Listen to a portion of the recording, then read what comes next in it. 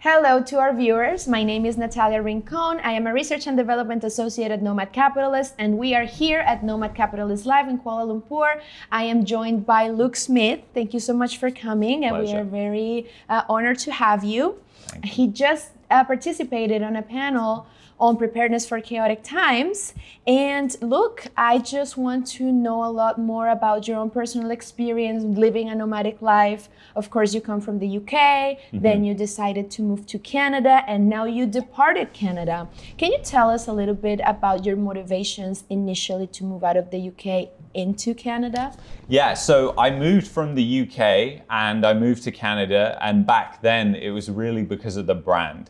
Canada has a good reputation outside of the country. Yeah. Inside of the country, not so much anymore. And basically we moved, and I will say that the standard of living was higher in Canada. So we were moving from the UK, which was a lower standard of living, to a higher standard of living in Canada. So that was a win, but the problem was, and we didn't see it, was the standard of living was going down in both countries. So that's what we realized over time. And in Canada, it was particularly extreme because of the housing crisis, which really just kicked off like right when we moved. Like houses were selling for millions of dollars. Yes. People were flipping homes. They were tearing down like these normal average size homes and building McMansions in just regular neighborhoods. It was bizarre. Yeah, and then you have a more modest looking house, and then next to it you have this mansion, yeah. 3-4 story new construction. Yeah. So lived in Canada for almost a decade, most of my 20s actually, became a Canadian citizen.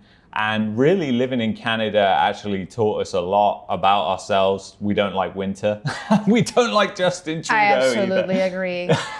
Yeah, coming from Colombia. So Canada, yeah, we lived there for so long. The saddest part for me is I was full of hope that things would change. So during the pandemic, I really believed that things were going to change. And I was one of those people, like a lot of people can probably relate to this, that watch this, and they hope that things are going to change because they love the people, the beautiful landscapes, everything that Canada is about. Yes, But the the reality is, it didn't change. It in fact got way worse. And the event that changed it, as I was discussing on the panel, was the Freedom Convoy in Canada, which was a protest essentially that happened in Canada, actually gained global attention at the time. But Justin Trudeau, who was, well, still is the leader, unfortunately, he declared this thing called the Emergencies Act.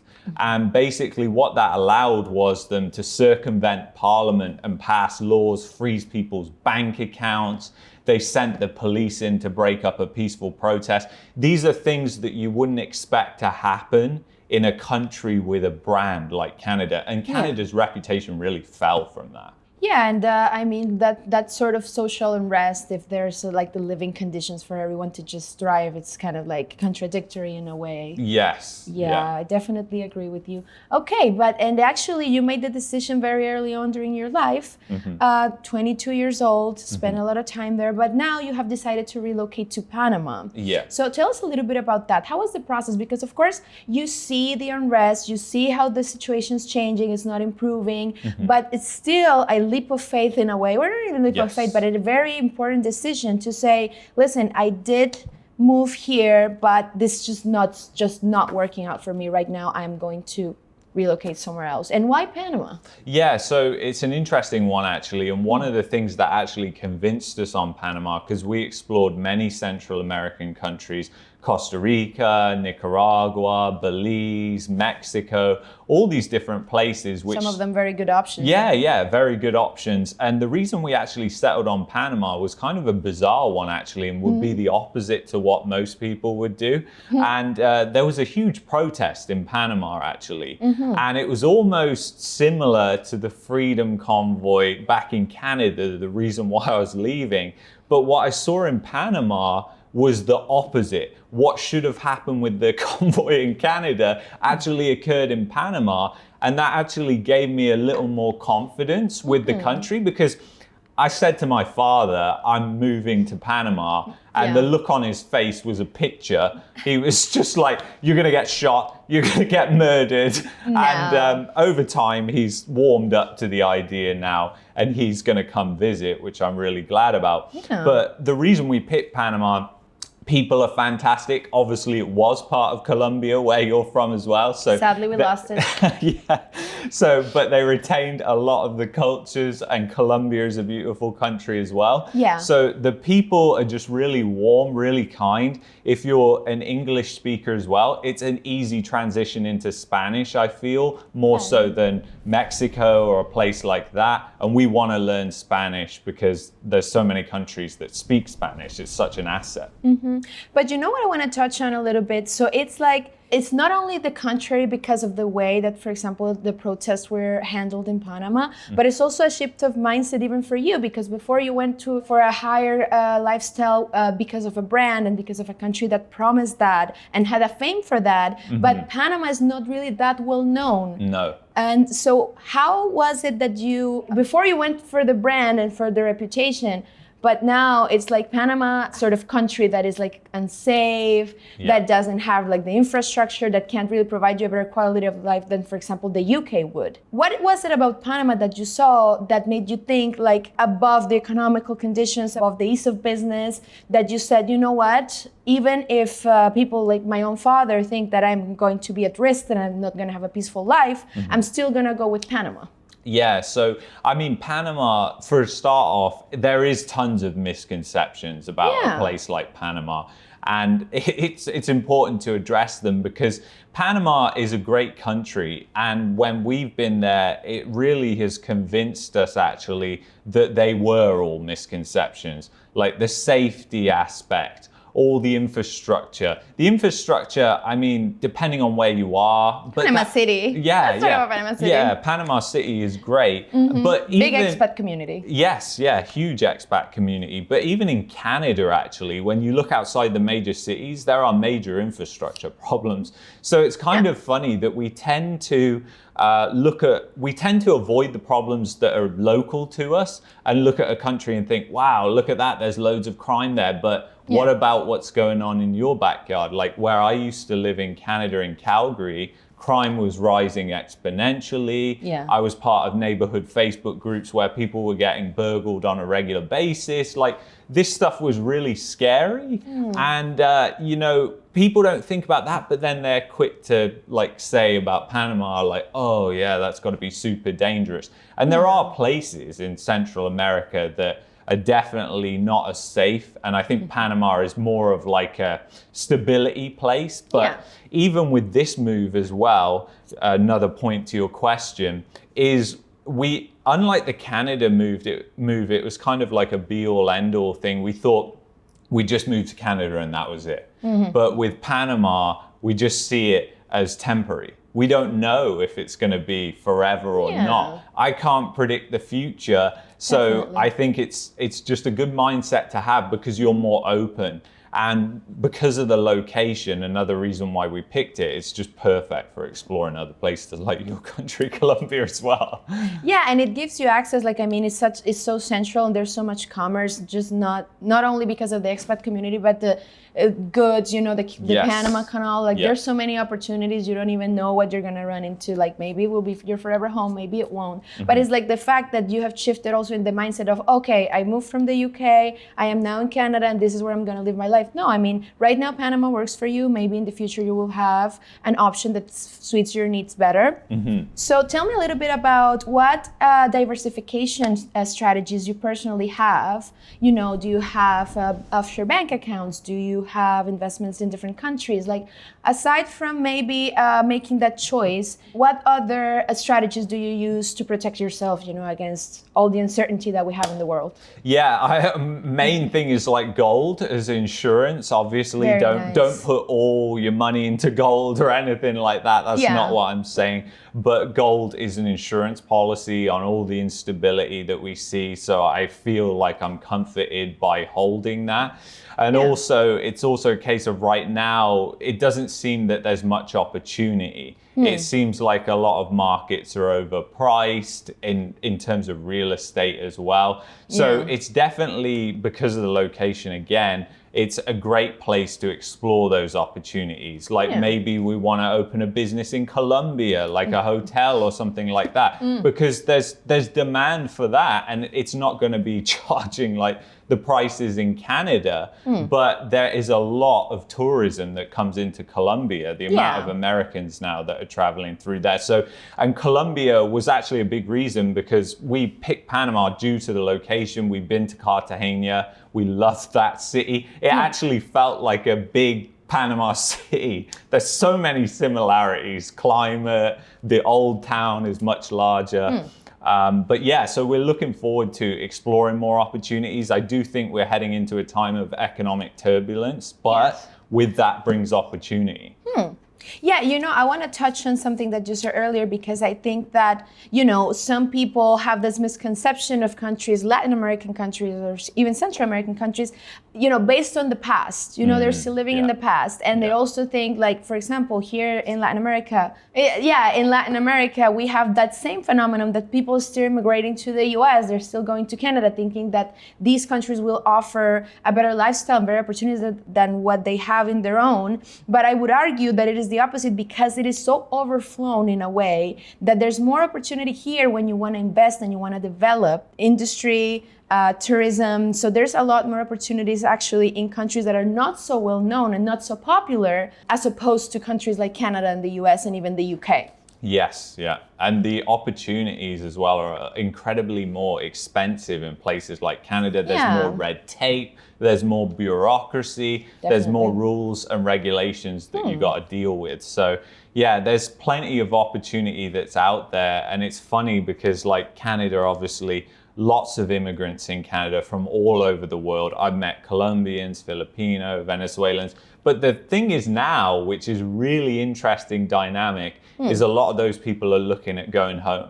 Yeah, like they're looking at going back to Colombia, Absolutely. going back to the Philippines, like retiring and just leaving it behind, because even they see that the simpler life is the better life. People are happier. And that's one thing I noticed in Colombia, in Panama. The people overall are happier. It's a more simple life. People aren't just like stuck in their phone or at each other's throats, as Andrew likes to say.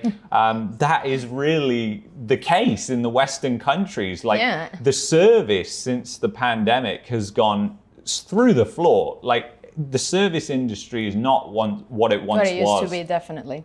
Yeah. Yeah, and you don't have to drive 1 hour to go visit your friend like in Toronto, right? Yes, yeah, even more than that now. 3 hours from one end to the other end of the city. Yeah, like 1-2 hour traffic just to get to office every day. Yeah, exactly. Yeah. So circling back to the situation in Canada a little bit, I believe that there are two main crises. Of course, there are many others, like the economy is stagnant, but you touched on a point that really hits home, and it's the immigration and specifically the student crisis that there is in Canada. What is your take on this? Yeah, so basically, over the past years, there's just been an unsustainable amount of people coming on student visas. Yeah. And obviously, if the economy can't handle it, if you haven't got the jobs, if you're not building the infrastructure, then that's going to cause major problems. And what that's actually done, it's very interesting and very sad in some ways, is it's actually brought the standard of living down. For everybody, because now you have people cramming into one room, like something that you would expect to see in a third world country now exists somewhere in Canada. So it's very interesting and sad, but the student visa crisis and the amount of temporary foreign workers is really the thing.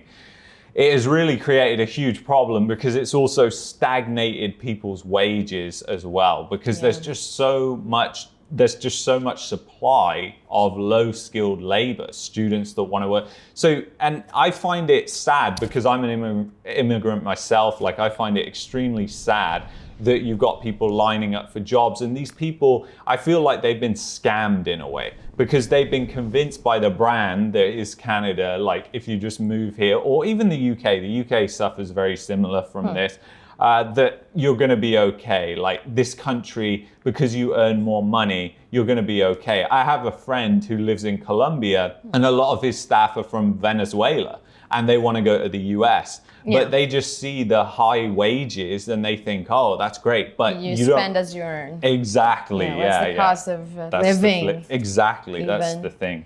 Yeah, like for example, in Canada, I've seen it. It's like people even line up to do 1 or 2 day jobs, and then they get paid in cash, and that's how they get along. And there's also, for example, even the government that takes so much time, because they go under a student visa, for example, and then you can switch it for a work permit. Yeah, but what is that interim of time between one and the other? Like I know people who've been like 2 years, no status, and now they're being forced back into their countries either way, right? But it's like so many years of effort. And what would you say is the reason why, for example, people with a high net worth or more capital are actually departing from Canada? Of course, one of the reasons would be the real estate crisis, but we have people like all kinds of people departing. What is your take on like more high net worth individuals, investors, people who have more wealth? Yeah, I think they realize that investing in a stagnant economy is just not a good thing. You're not going to get a good return. And unfortunately, Canada has like an oligarchy in place. So call it the deep state, whatever you want. But behind the scenes of government, there is like power structures and elite classes that are really running the show. We have limited amount of banks, limited amount of grocery stores. I say that, but I'm not there anymore. But yeah, so we have limited banks, limited grocery stores, and that goes for everything. Payment methods, like it extends into the insurance industries, like governments have monopolies in certain provinces. So it's just a terrible place to do business as a free market person. And it's very bureaucratic, I think. Exactly, yeah.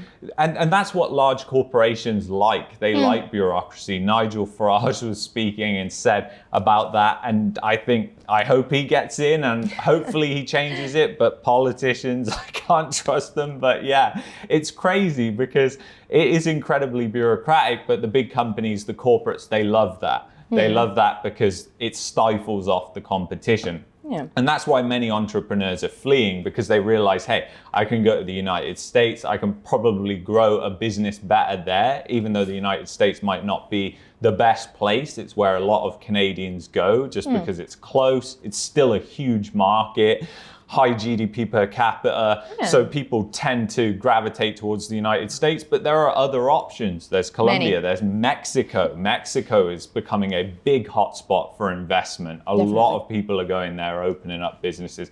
So I think entrepreneurs have realized, like, the legacy brand countries, as Andrew says, are not really the countries. It's like the death of the West, which I think is what Andrew's going to be talking about tomorrow. That's exactly what it seems. We look forward to it, yeah.